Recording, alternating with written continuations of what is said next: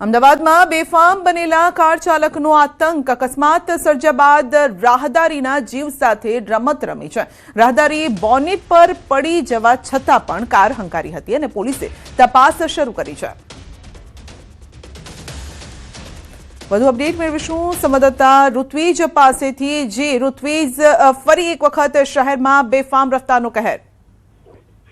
ચોક્કસથી સંધ્યા, જે રીતે આજે વિડીયો વાયરલ થયો છે, જે પ્રાથમિક માહિતી મળી રહી છે, વિડીયો નિકોલના ખોડિયાર મંદિર પાસેનો આ વિડીયો છે કે જ્યાં ગત મોડી રાત્રે જે કાર ચાલક છે તેને રાહદારીને ટક્કર મારી હતી અને જે રાહદારી છે તે પોતે બોનેટ ઉપર પડી ગયો હતો। તેમ છતાં જે કાર ચાલકે છે તેણે પૂરપાટ ઝડપે કાર હંકાવી દીધી હતી। ત્યારે એક સવાલ ઉભો થઈ રહ્યો છે કે જો જે ભોગ બનનાર છે, જે રાહદારી છે, તેને કોઈ અકસ્માતે ઈજા પહોંચી હોત અથવા તો તેને જીવ ગુમાવવાનો વખત આવ્યો હોત તો જવાબદાર કોણ? કારણ કે જે રીતે બોનેટ ઉપર જોવા મળી રહ્યા છે જે રાહદારી છે, કોઈ પણ દયા વગર અથવા તો કોઈ પણ પ્રકારની તકેદારી રાખ્યા વગર જે કાર ચાલક છે તે બેફામ રીતે આટલા ટ્રાફિકની અંદર પૂરપાટ ઝડપે કાર ચલાવી રહ્યો છે। જો કે આ અંગે કોઈ પણ પ્રકારની હાલ પોલીસ ફરિયાદ નોંધાઈ હોવાનું જાણવા મળી રહ્યું નથી, પરંતુ જે વિડીયો વાયરલ થયો છે જેના આધારે ટ્રાફિક પોલીસ અને નિકોલ પોલીસ દ્વારા વધુ તપાસ શરૂ કરવામાં આવી છે।